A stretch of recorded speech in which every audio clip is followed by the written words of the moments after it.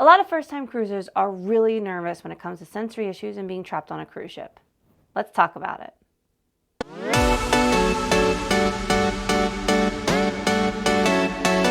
Hi, AJ here with Byte Size Cruises.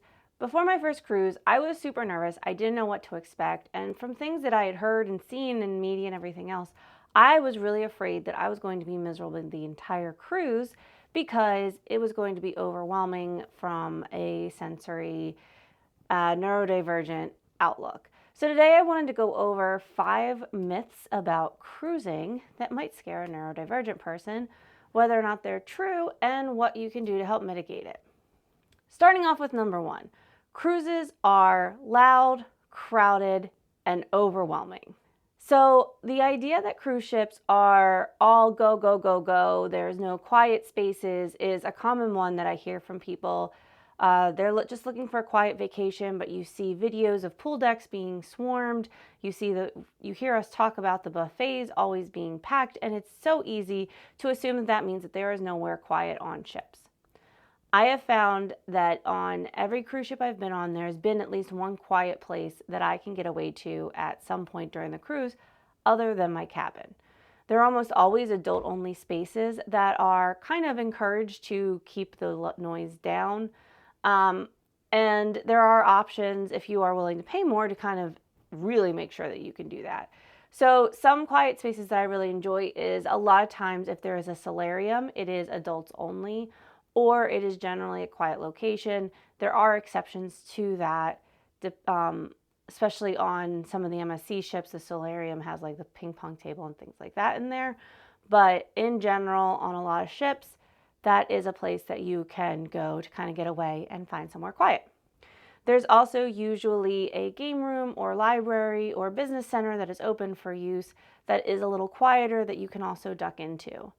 One of my favorite things on Oasis class ships is you have the Central Park area, which tends to be quieter and have little spaces that you can kind of tuck into and be surrounded by plants and bird sounds, and generally all of the other sounds kind of fade away into the background. Also, when it comes to eating, you may be better off in the main dining room or doing specialty dining if that is part of your budget, since those tend to be quieter than, say, the buffet. But if you do have to do the buffet, if you go at certain times, it is quieter than others. So later in either first thing in the morning, if you're a breakfast person, or those like in between times right before they're about to switch over the meals, those do tend to be quieter. Those are my suggestions there.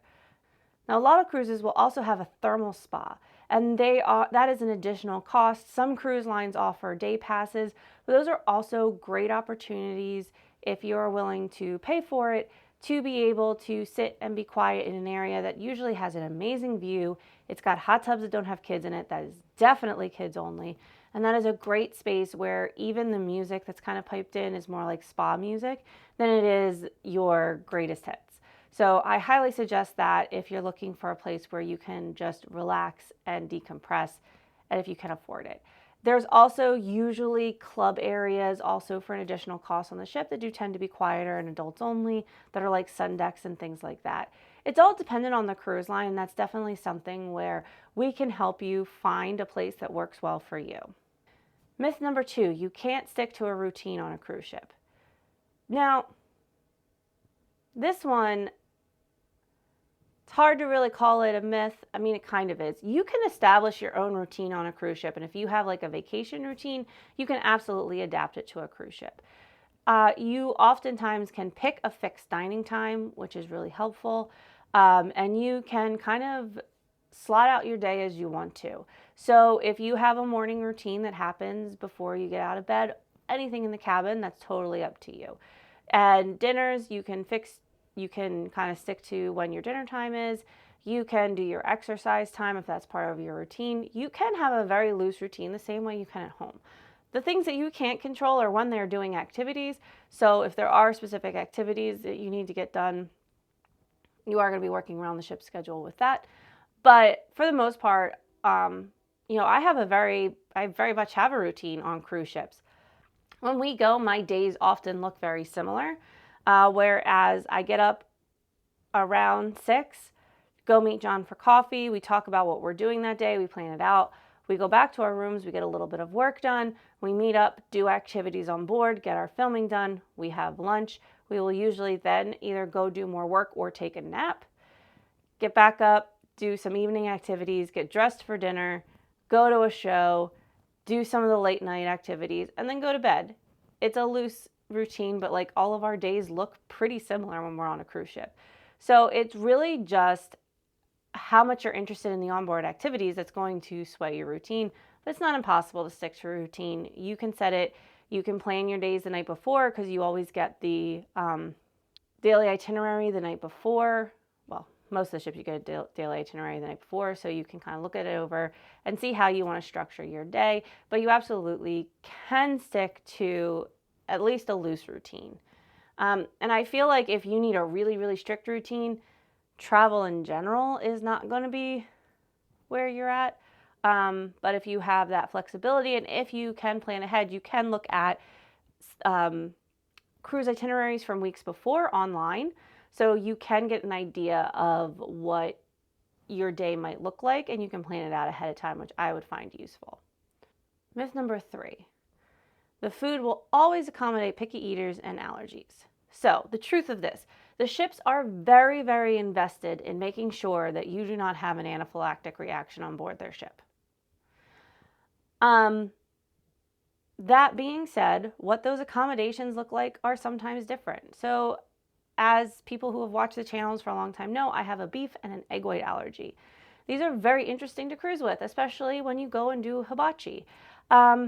Sometimes for the hibachi, my food is cooked first, and sometimes my food is cooked elsewhere. But I have found that while during the pandemic, they were making a note, and everywhere I went was going, oh, AJ, you have these allergies every time I sat down. That doesn't happen anymore. I have to tell them at every location. That is something to be aware of. You are going to have to inform them a lot. That being said, if you go talk to the head waiter or a maitre d', you do have a better result with that. I will be honest. I don't do that because my egg allergy is more of a sensitivity at this point. And so I don't want it on there because sometimes it's like, I'm not going to anaphylax. That's not how my allergies work. So it's kind of worth the stomach ache risk to go and have like cake for dessert, that type of thing. I'm not going to eat the egg in hibachi or a egg white omelet or something. But for picky eaters, that is kind of the harder thing. So they're not always going to, there's almost always on every menu something that a picky eater can eat, even if you're just getting plain chicken. But don't take your kids to specialty dining if they're picky eaters. Like they're not necessarily going to bring your kid chicken nuggets. Some of them have like a kid's options that you can pick from, but that's not always going to be the case. So just be careful with that. If your allergies are severe, make sure you talk to the head waiter. But if it's something like texture causing picky eating, that is a really hard one to do. A lot of times the staff don't really understand what you're saying when you're like, is it like, for me, I can't do Jell-O consistency. And so I'll ask things and I'll get these looks about like, what do you mean? It's not Jell-O. And I'm like, but is it the consistency of Jell-O? So beware with sensory food issues that it is harder to get those accommodated just because there is a lack of awareness about it. But also almost everywhere you go, buffet, main dining, there's always something kind of safe to eat at those places, whether it's like a hamburger, chicken tenders, or like fish and chips, stuff like that. So it depends on what your safe food is. If you are like the most picky eater friendly food is in the buffet because there's almost always a kid section that has like kid food on it, which tends to be a lot of like the safety food for people. So I would definitely look there. Myth number 4, you will be forced to socialize. This is absolutely not true. There is one activity where you will be forced to socialize, and that is if you go eat dinner by yourself in the main dining room, you will be sat with other people. I hate that. I don't do it. I barely talk to people when I'm on a cruise by myself. I kind of occasionally get asked, like one time I got asked to zip up a dress in the hallway, but for the most part, I am on my own. I don't do a lot of talking other than to the staff members to ask for things. Occasionally I'll get recognized and like talk to people that way. But a lot of times I spend entire cruises without ever actually speaking to another human being, unless I go to the main dining room for dinner. So you absolutely do not have to talk to people. You do not have to socialize. It's all the activities that you choose. I will say, like doing crafts, that's something where people tend to chit chat more. I have stopped and talked there, but for the most part, I'm able to just kind of exist by myself and kind of float along the week and have a great time without being forced to interact with anybody else that I don't want to. That being said, there are opportunities to socialize. So if you do want to socialize, there are solo traveler mixers. There is, like I said, going and eating dinner at the table. I know on NCL specifically, if you are in one of the solo cabins, you have access to the solo traveler lounge, and they will actually organize the dinner so you have a group that you can get together with. So really, it's as much socializing as you want to do. Now, any cruise, you are going to have to talk to someone because you do have to ask for things if you want them. And they're not like out on the buffet. So if you want soda, that's absolutely going to be something you have to ask for unless you're on a Royal Caribbean ship. If you want a drink, that's going to be something you have to ask for. So, but outside of that, if you don't want to talk to anybody, you don't have to. It's actually kind of wonderful. I've actually found the exact opposite of this myth to be true, where I've wanted kind of like an in-between, and it's been hard to do that, to just find someone there. There's also a lot of get-togethers if you're not a solo traveler, so they do have Friends of Bill meetings. They have Bible studies that happen on a lot of the cruises. They have LGBTQ plus get-togethers. Those are usually in the evening. They have solo traveler get-togethers. They have like Princess. They have a Knitters and Natters get together for fiber arts. So there are different meetings throughout the ship if you do want to socialize, to kind of go and do those things. And I absolutely recommend checking them out if that's something you want to do. But if you are afraid of that, a great way to get around it is to bring a friend with you. Then there's two of you. You don't have to do any of the socializing, and you have your safe person with you. And that would be my recommendation a lot of times. Last but not least, the excursions are too stimulating for people with sensory issues. So if you're neurodivergent, sometimes it can be really scary to try new things because you don't know if you're going to get out there and be overwhelmed. For the excursion, so my kind of triggers are light. I hate being in like sunlight. And sometimes noise. I do get like loud noises are very overwhelming. I carry earplugs with me. But I will say that the really nice thing with the excursions is there's a lot of information available on what they are. And it's great that they have ability levels in there, but sometimes you can't get a really great sense of what the excursion is going to be until you get on it. For the excursions, I do recommend looking that up ahead of time if you are a neurodivergent person who is worried about sensory issues. A lot of the excursions you can search on YouTube and kind of get a review of experiences to kind of find out whether or not it would be overwhelming. A lot of the ones that I've been on, I prefer things like historical walking tours or informational excursions, and those tend to be very low sensory. I will say my one historical walking tour when back when Helen was with us, we went to Halifax. I did get really badly sunburned, which was not a sensory friendly experience.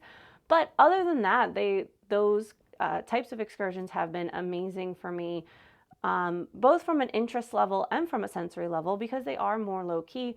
And I do go on and try to research as much as possible what the excursions are to get a sense of what that level is going to be, especially when I'm traveling with my son. He has ADHD and autism, and he has a lot of sensory issues with that. So we always need excursions where, one, there is a quick release where we can leave if he's getting too much for the rest of the group, but also or it's getting too much for him as well. But where also we think that he's going to have fun and be engaged, and we can all enjoy it together. So yeah, I always go on, search for reviews and videos if they are available. That's one of the reasons that I really like doing the excursion reviews for these channels, is because I think that it's important to kind of get that sense of what it's like. For instance, this excursion that John and I went on in Bermuda, that was really interesting. It's one that I don't think I would have taken my son on, not just because it was late at night. He's actually a little bit of a night owl, but because we were trapped on a boat. So if he did have a meltdown, we are just on a boat. And then also there's music at the end, and that's not really talked about, but they like play music really loudly downstairs in the ship. So that would have forced us to be upstairs with him in the cold and not necessarily down where all of the people were. So those are the things that I try to look up and ascertain beforehand for these excursions. All right, and that wraps up 5 cruise myths that might impact you as a neurodivergent traveler. What myths have you heard that have worried you from that standpoint? What are some things that I can talk about to help ease your mind about travel in general or cruising specifically? I would love to know. Or what experiences have you had? Let me know in the comments below, and I will see you next time.